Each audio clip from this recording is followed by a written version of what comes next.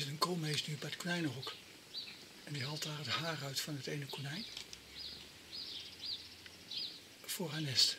Dus ze is nu het nestmateriaal aan het verzamelen.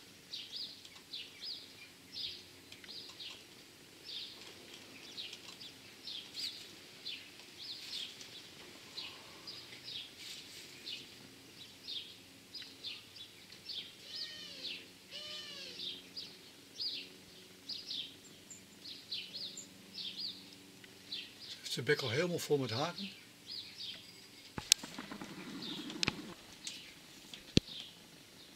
En daar is ze weer.